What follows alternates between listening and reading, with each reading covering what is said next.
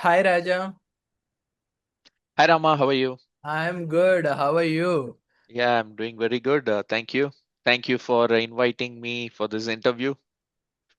Yeah, my pleasure. So for people who are watching, Raja and I have been working together for a while, and I'll let Raja take it forward. So Raja, please introduce yourself. What do you do in general, and then why are you so passionate about public speaking, and what are your goals? Yeah, definitely, Rama. Hi everyone, my name is Raja, and I'm a customer success professional, and I work in the architecture, engineering, and construction space. And the reason I am very passionate about public speaking and storytelling is that I feel that all of us have a voice, and if we train that, we will be able to utilize that voice not only for the benefit of us, for the benefit of others as well.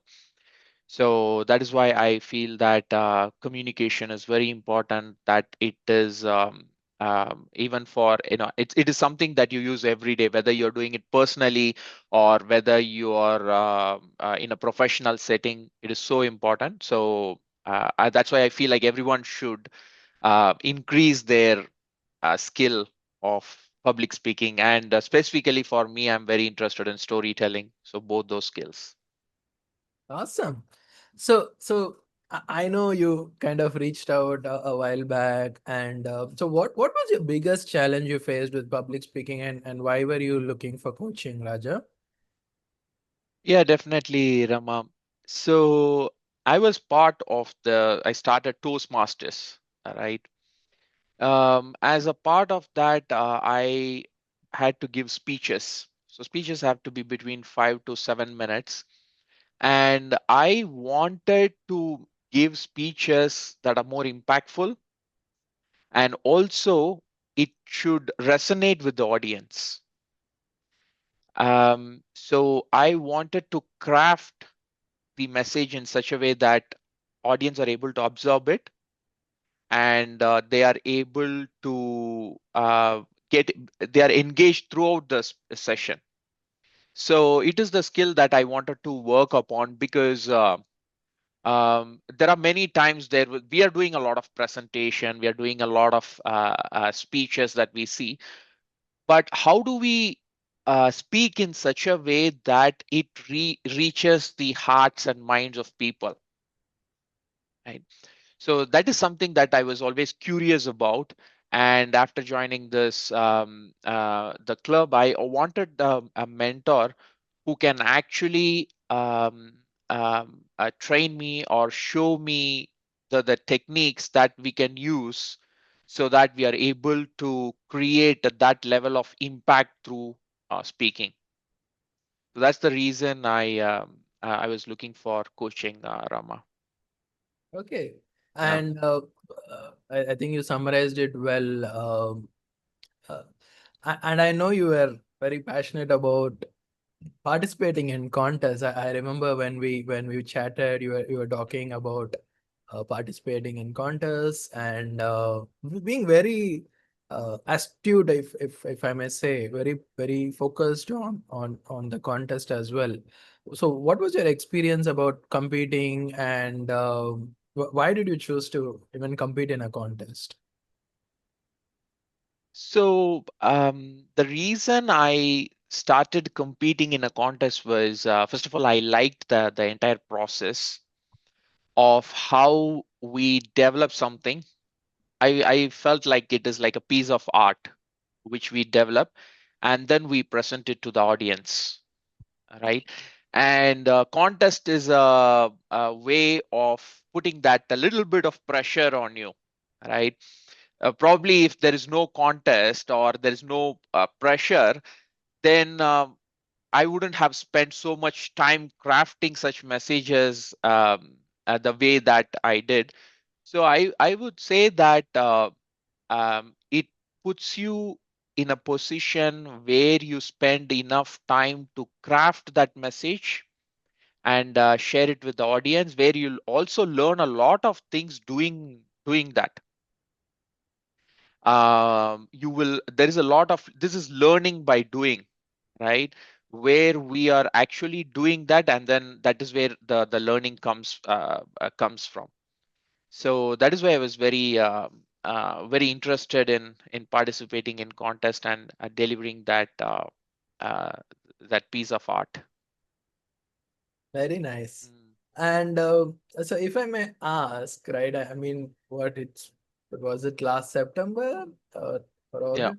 Like around September, we started, right? yeah. And I know we've been working for some time. Is there anything that stands out, right? Specific aha moment or a technique? I know there could be many, but is there anything that stands out that you were like, oh, this is nice and this is wonderful? Did you ever feel like that? Any particular technique, anything that anyone could use right away, whoever is listening to this? Yeah, definitely, Rama. The most important thing that I learned from our coaching is that the way how we brainstormed and did the iterations, right?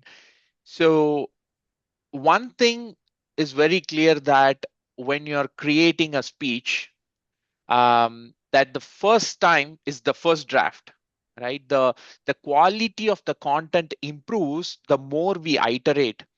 And exactly that is what you did. You started asking me more questions, right? Why is it this? Why is it not that? Why are we saying this? How can we reduce it? How can we make it more tighter?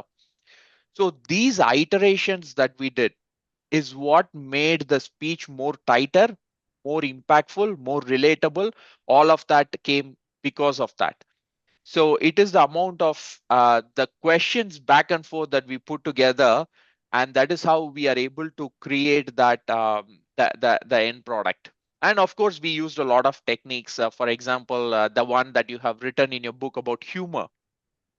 How do you make your punchline land?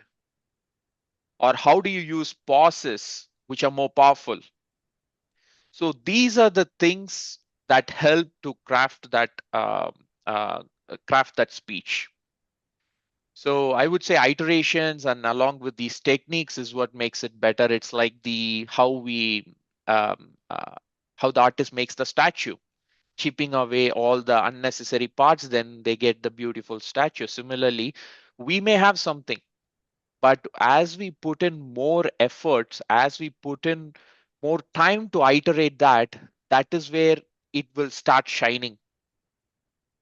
And that is Yeah. what we did. And that is and you are a great listener and also a great person who asks a lot of questions on why we are doing a certain thing. And because of that, the better questions led to better results. Very nice. One thing I want to ask you, over the months and the time we worked, did you feel that there was any change in the style that you're communicating? Yeah, definitely. So um, the change that I saw was in terms of the content. Like, how do we make because one thing I was passionate about was storytelling, right? And we used to discuss the stories more often on what are the techniques that we can use for the story to land. And if we when we deep dive into that, there is so much of techniques. We have characters, we have dialogues, we have setting, we have plot. How do we not just share the information? How do we transform the audience into the exact story that is happening? And that is something that kept on refining in that speech as well. So we there is a difference between a speaker telling something, and there is a difference between a speaker transforming, taking the audience from wherever the room they are to the exact location. For example, I was talking about school days and playground and everything. So how can we make, and this is where it got refined, right? How can we make them not in the room but take them exactly, transport them to the exact ground when I'm talking with another character in that particular story? how do we transform them? So that got refined. And also in the way of delivery, um, uh, the biggest lesson was how do we use pauses to create more impact. It is not sometimes, it's not the things we say and how do we, so that is also we've worked. And you mentioned where we can take pauses and then ask that reflective question and how it will land more impactful.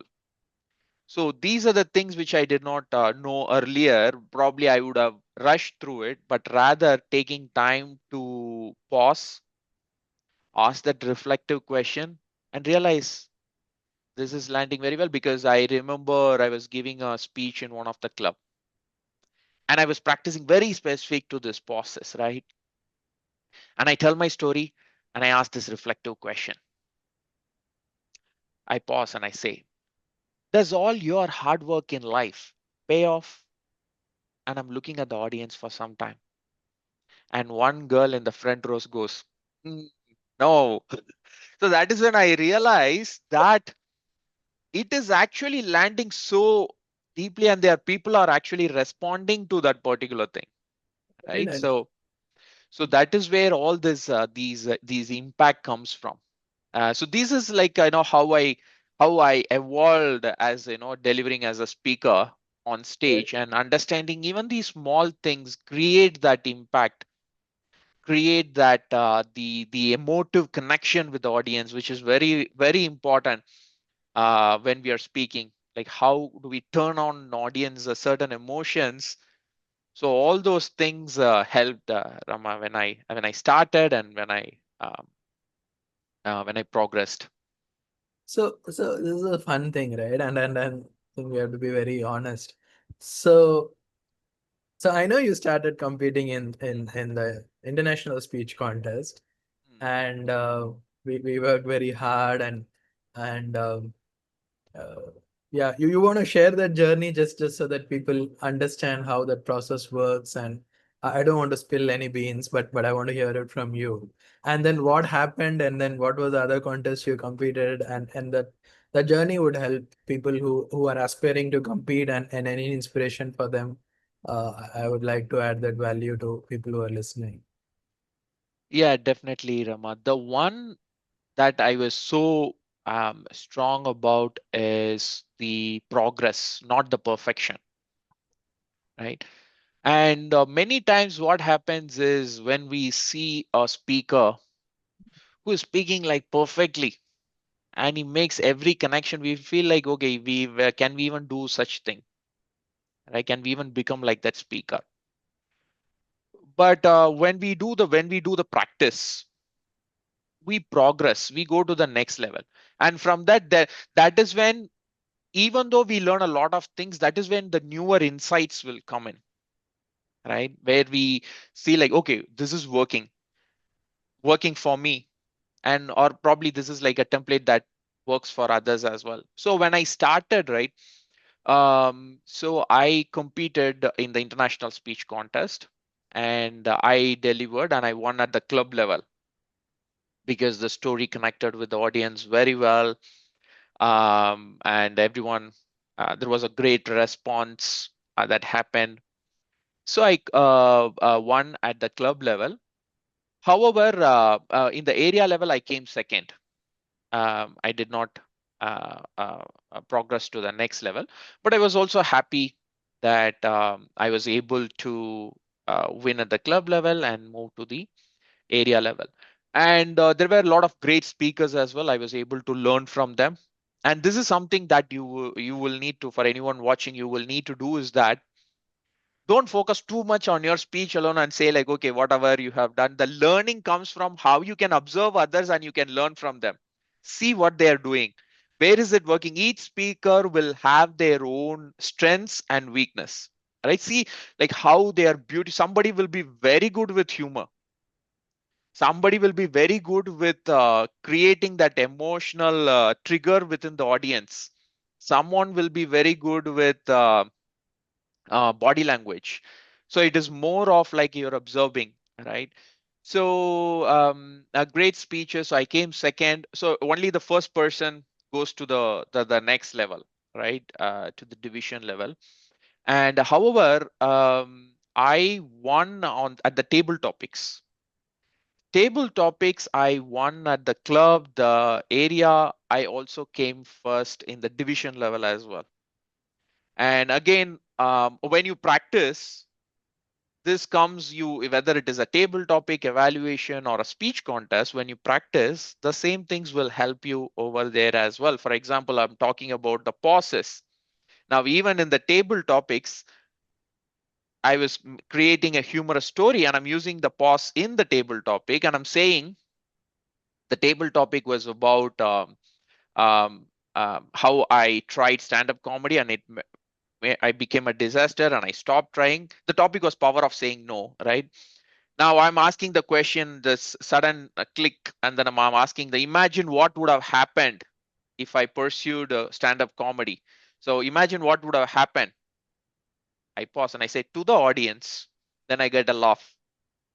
So these techniques, regardless of wherever you're speaking, when you know them, how to use them, your neurons are wired towards that, then you can craft it in such a way and you can present. So I won at the division level. Then I went to the district. And district, there was a huge competition, but I did well. So that is how. But I did not get placed in the district. There were even amazing speakers. Great to see and learn from them. But that is my journey, how it evolved um, last year. And actually, that's very commendable, right? Going to district is like, I would say, a very good goal, just to see the sheer volume and magnitude of the contest. So I Yes. was very happy that even though it didn't work out in the ISC, you were able to go through table topics, and you could see the ISC speeches, and see Yes. that how that whole setup it is without being a contestant. Because being a contestant and seeing is one way, and being an audience member and seeing the contest is another perspective. Yeah. And I was very happy that you were able to do that.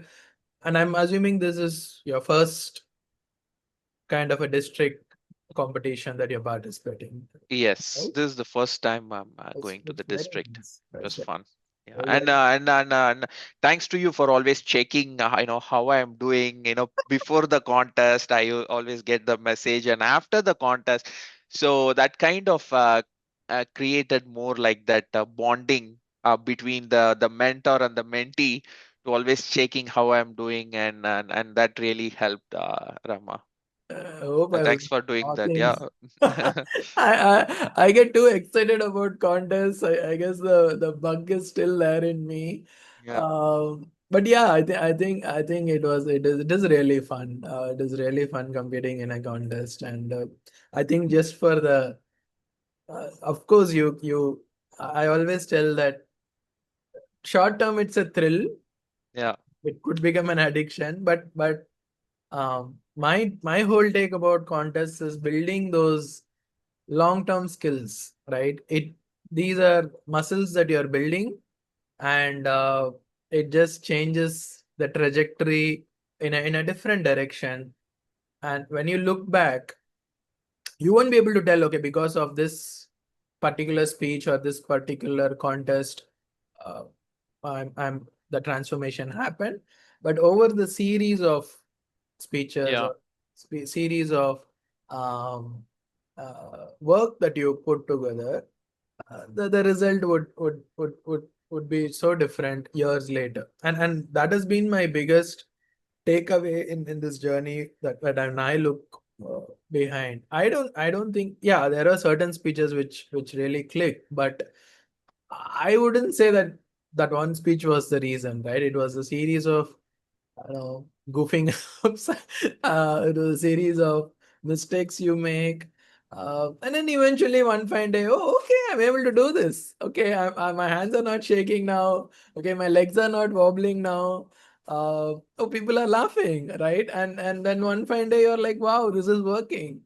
So yeah, that is the Yeah. magic. That is the magic I want people to realize, that yeah. My wife was telling me that I started running for 3 minutes, okay, and I Oh, told nice. her this later. 3 minutes. Not yeah, exactly 3 minutes. 3 rounds in a football ground. That's it. Mm, And I keep telling to people, people are laughing at me, right? They told that 3 minutes, nothing will happen.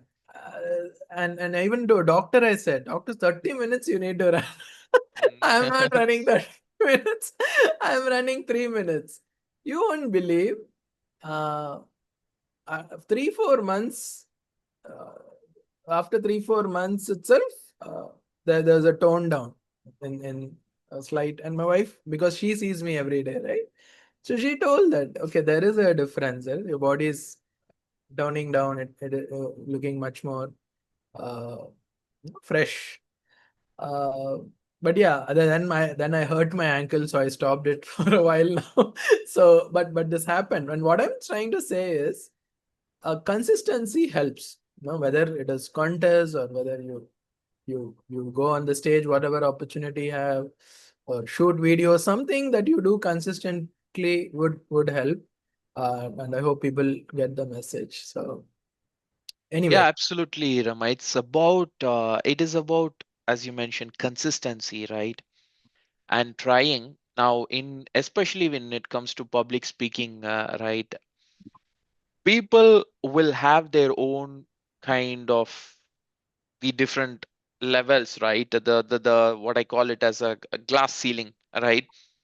After a certain point of time, they will shatter one ceiling. They move up. Again, they will find another ceiling, right? Again, they shatter that, they move up. So all these victories or failures is the second thing. But even when they're consistently doing it, they keep shattering their next ceiling and then keep on going up. And all these failures also helps, right? And at a certain point of time, they will be like, oh wow, I have now, I can do this, I can do this, I can do that, now I'm here.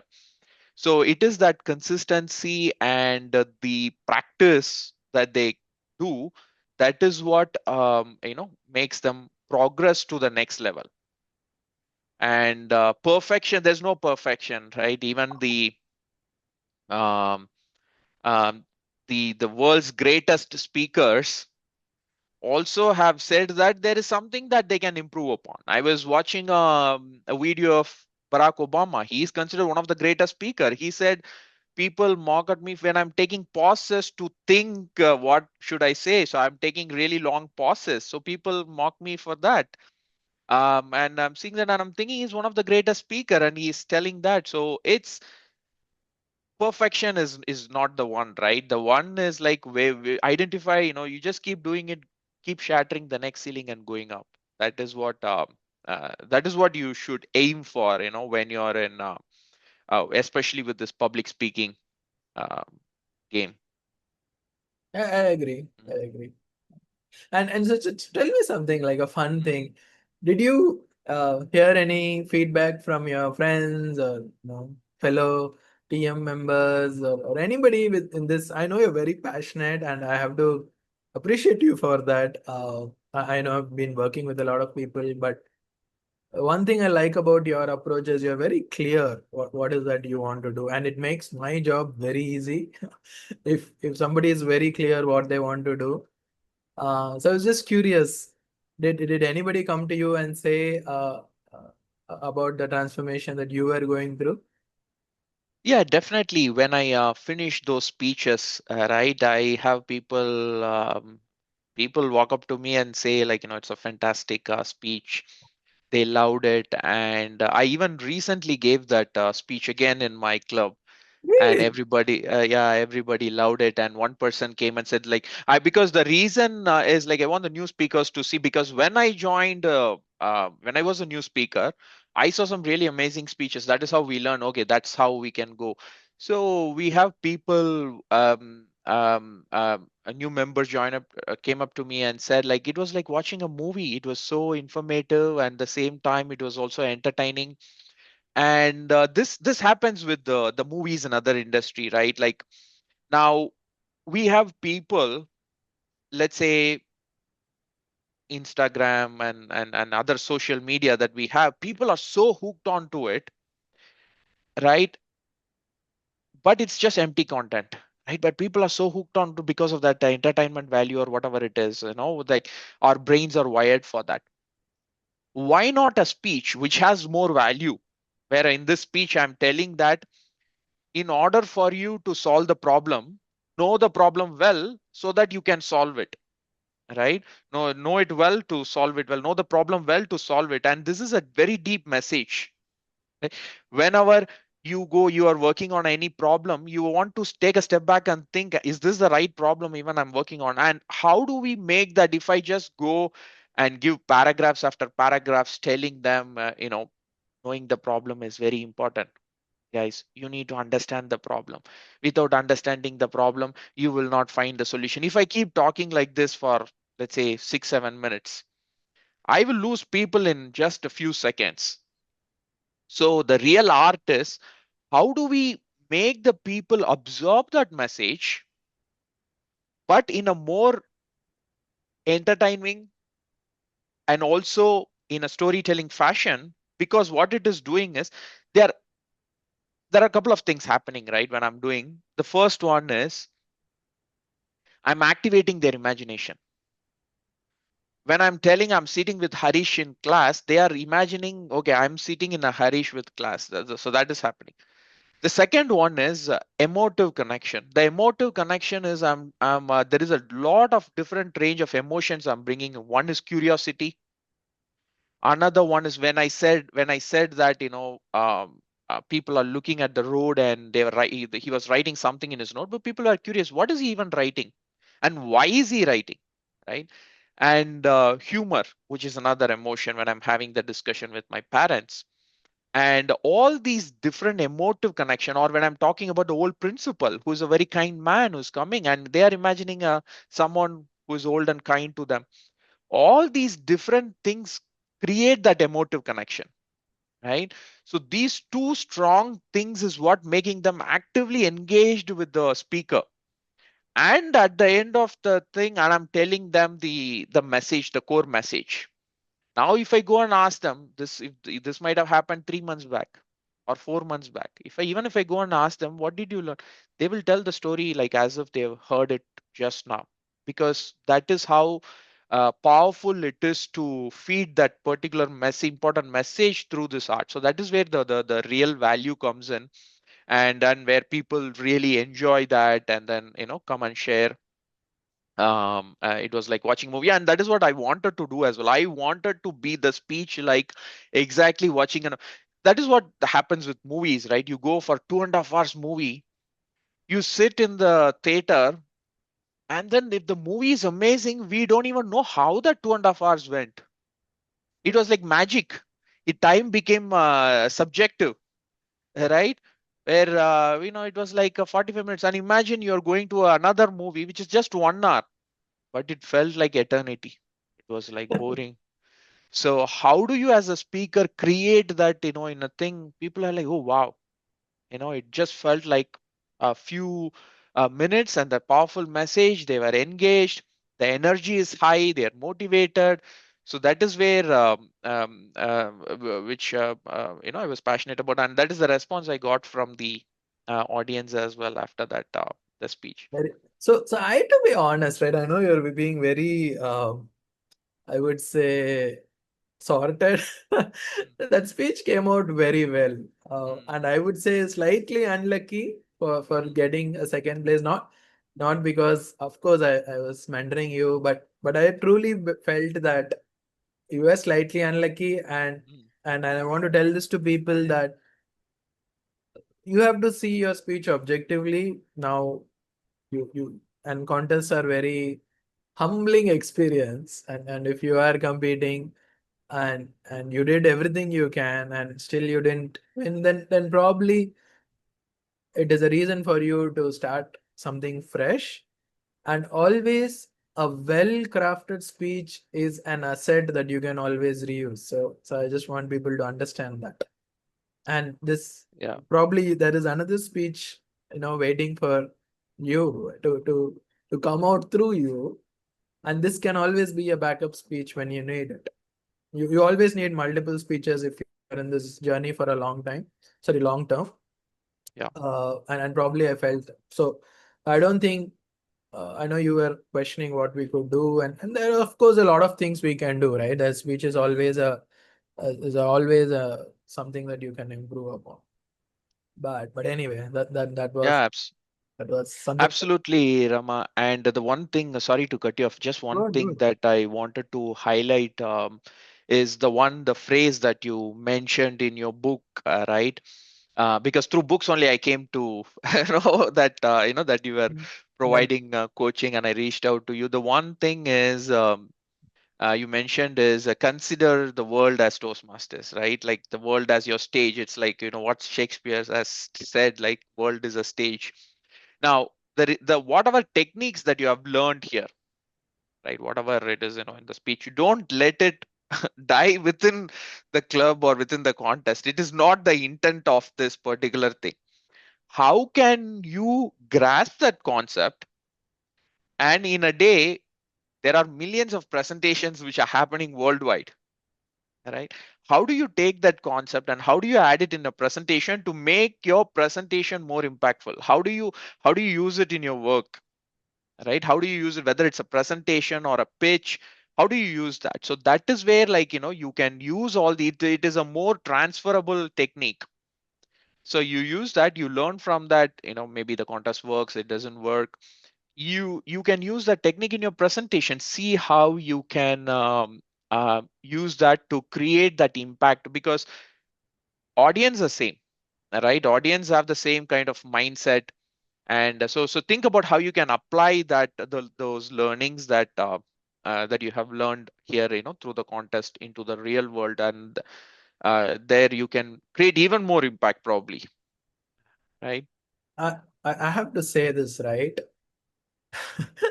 The amount of effort people do in contests is almost like a sky and an earth. If you go a real time presentations, whether it's your work or business, I mean, with a pinch of salt, we have to say most of them are awful.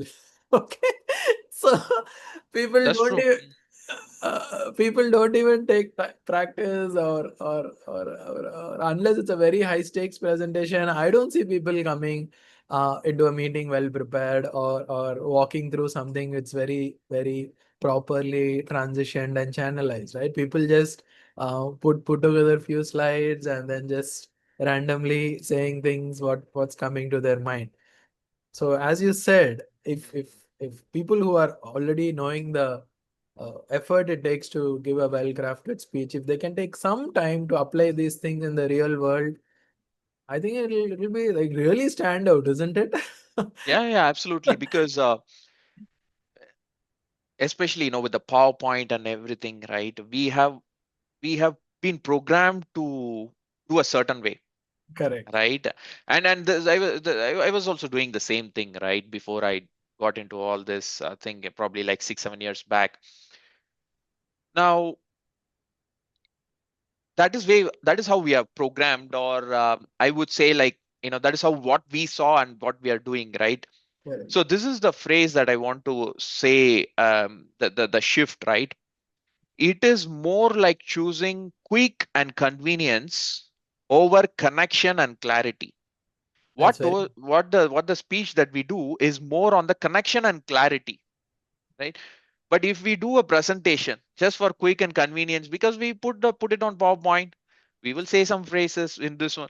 That is happening, but that is not what we want to do, right? And especially in the age of AI, information is everywhere. correct. Everybody has the knowledge to go and check and do it. But Correct. how would you create that connection? Correct. How would you create that clarity? Correct. That is where I see these are like the gold mines, right? The contest speeches and everything. That is exactly what it is doing. Connection, clarity. Remove all the fluff stuff. Right? Now imagine all the presentations become like this. With so much connection, so much clarity.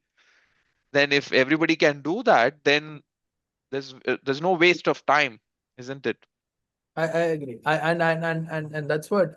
So basically, our goal in speaking, in any speaking, right? Even if it's a small team people have or they interact with their colleagues, if they can try to be a little more clearer, right? The Yeah. way they speak, I think you said it nicely, connection and clarity. I would almost say just clearer.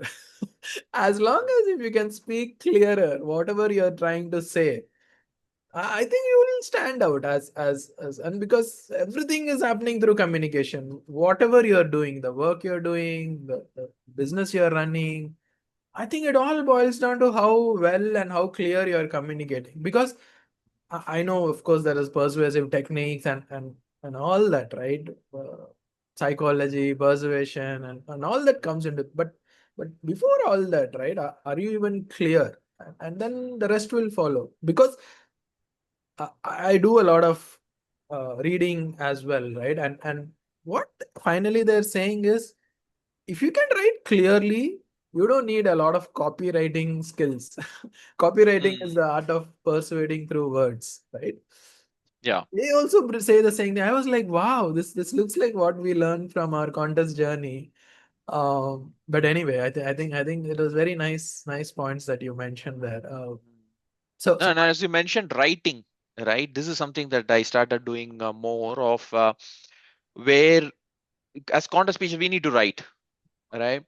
So writing will give you even more deeper insights. I somehow believe that we all of us have an internal editor constantly running, where you have the analogy I want to give is like, let's say our minds are like a library. There's so much of content, right? Subconsciously we store a lot of content. It might be stories, it might be this one, but there is always an internal librarian or an editor who kind of stops and gives a certain thing.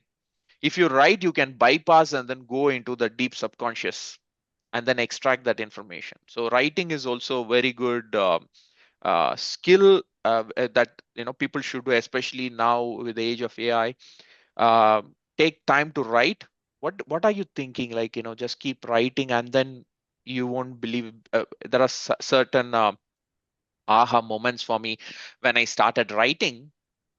It's like I would have never be able to bypass that internal editor, even because there's always like a common thing which is coming up. But when you start writing, you just bypass and then go deeper into that. So the I would say there are lot of multiple dimensions to this, right? In terms of how you expand your thinking, your those kind of things. very nice. So you kind of journaling these days, Raja, or you write whenever you feel like. Is there a pattern you're following? Yeah. So what I would do is take a concept. It can be any concept, right? Take that concept and start writing on that, right? I may get stories, I may get some related thoughts. It is not more like journaling, but rather I take up it can be any concept, right? And then go deep into it and then and start writing. Got it. Got it. Yeah, So yeah. you're picking a topic and then doing a free writing. Free writing, yes, Got it. yes, it is. Yeah, that's awesome. Yeah, I 100% agree that yeah. writing is not just writing. It clarifies your thought, puts Mm. things on paper. It is like one of the most underused techniques, I would say. And I mean, if somebody can pick a pen and a paper, awesome, right? Either ways, uh, I think it's and in future, I think it will become a very rare rare No, no, skill. it's true, right? It's that is where your authenticity is there. It is. Now with AI, it is giving everything. It is But good. how do you, like kindle your thought and then go deeper, and what do you really think about that topic comes from there. It's important to write, and that is one skill also that developed as we progressed. I agree. All right. So I have one more question. Yeah. Somebody is struggling, right? They're fearful of going into the stage. They just feel it's an awful place to be in. They're scared. Um, but they know their stuff, right? They are very sharp in what they do, but they have some fear. What would you tell them? So first of all, they need to understand this is a path, right? And it's the progress that they need to have. Yeah. Immediately, let's say for example, someone who is like very fearful and they're not able to deliver their speeches, right? What is the next level they can do? Probably they can deliver with the paper, right, and then deliver it at that level. And then the next level, probably they can leave that and then deliver a speech without that. So how can they take the next step? And this comes from practice, right? Practice is the path to progress. Yeah, the more you practice, the more you will become comfortable with that.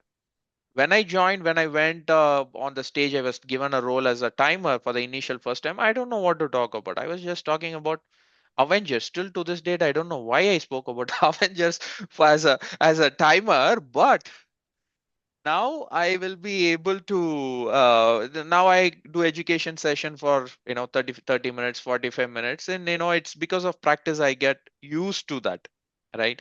So you need to get used to that. Now there is this is the thing, right? Like the most feared is like public speaking, right? Like they say, like, okay, this is the most fear. But there, if we go deep dive into it, right, there are a lot of nuances to that. For example, one thing could be when people are on stage, everybody is looking at them. Somebody is not comfortable with that kind of attention.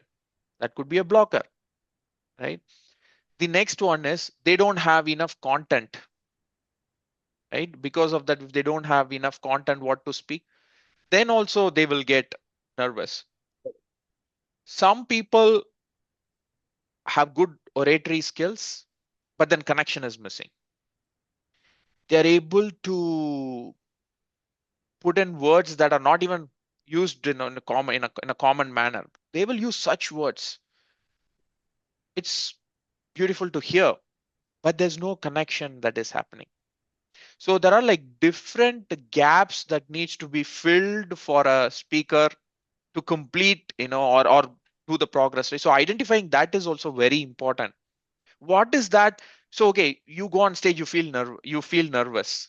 Why are you feeling nervous? Because if you're underprepared, also you'll feel nervous, right? Imagine we have been asked to go on stage, okay, all doctors sitting in the audience, and we need to talk about neuroscience. If we have to go on stage and talk about neuroscience in front of doctors, any speaker will get nervous because they have no idea about that content, right? Or I have no idea about that content. What will I speak, right?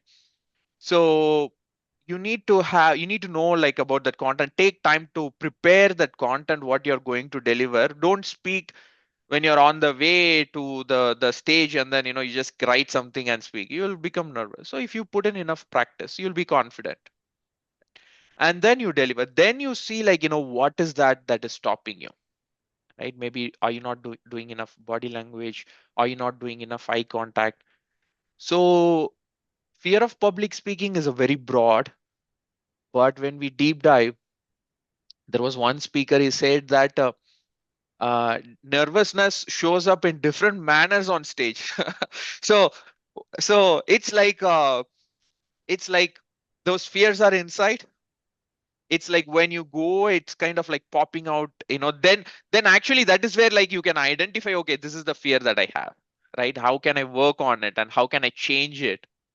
So it's really that kind of work, deep work is needed to let go of that fear. But how will you know that? Unless and until you practice, you will not be able to do so. That's It's nice. when I you're think practicing something, then whatever it is, whether it is a whatever game it is, right? You practice, you're able to do that. I would say practice. very nice. And I think this has been a common theme. I asked this my other uh, coaching students as well, and I think if for everybody has said practice now. I recollect, Mm. but and I think probably that is antidote to nervousness, I guess. Oh, Uh, that's true. that's nice. All right. So one final takeaway, quick tip that you would like to give to the audience, Raja. um I would say that there is First, you need to enjoy it, right? You need to enjoy the process. If you don't enjoy the process, probably you will leave it, right? So first is enjoy. You need to enjoy the process. You need to believe in the process. Us. Some people, without believing, it won't work, right? Then you need to work at it, right? You need to enjoy, you need to believe, you need to work at it. So when you do all these things, that is what will make you progress to the next stage. And you need to be clear on why you are doing it, right? If you really believe in something, you will automatically find ways to do that. If you don't have that curiosity, then you won't to probably do that. Probably there may be a failure. Maybe you're not progressing next level, or you may think, oh, I'm not a good speaker, and all that. But you need to understand that this is a process. Every master was a student once. Every master was a student once. You're a student, you do all these things, one day you'll become a master. And the quote that said by Bill Gates is that some people, or most people, overestimate what they can do in 1 year I remember. and underestimate what they can do in 10 years, Correct. which is so true. People Which will is overestimate. very true. Oh, I can do, this. But at the same time, they're underestimating what, like, imagine 5 years or 10 years from now, how it can. That they will totally underestimate. So this is a progress you're on, but when you keep growing at it, enjoy, work, and work at it, then you will be able to go to the next level. That is what I wanted Very to nice. share with I asked you everyone. one tip, one quick tip. You gave me like five, six quick tips, but No, I, it's a very nice, very nice. So yeah, go ahead. What you were saying? no. That's all I wanted to share, Rama. And Yeah, I yeah, think it's been a it was great very journey. And fun. thanks for all the support that you have provided to me, and always being there for me. Uh, Especially when I'm crafting the speeches or delivering it, and a great listener where I'm able to brainstorm my ideas as well, which is very important, like when you brainstorm, right? So all of that help really good. I'm glad that I was of some help, and I think you're being too kind, I guess. But yeah, I nothing gets me excited than somebody saying, "Hey, I won the contest." Right? I think it is a uh, very nice feeling, right? So I'm glad I was able to help. But yeah, I wish you all the best, Raja. Do Yeah, uh, keep the spirit up, keep your excitement up. This has been a wonderful journey, and I hope this chat was also a lot of fun. I really enjoyed it. I don't know how much time we took, but time just yeah, passed, I guess. But it was all for the value that we could deliver to the audience. yeah, Thank you so definitely, much. Rama. Yeah, not a problem. Fantastic session. I enjoyed it a lot too. Always good to connect and brainstorm and discuss with you. All right. Yeah, See thank you you. soon. Yeah, see you. Talk to you soon. Bye.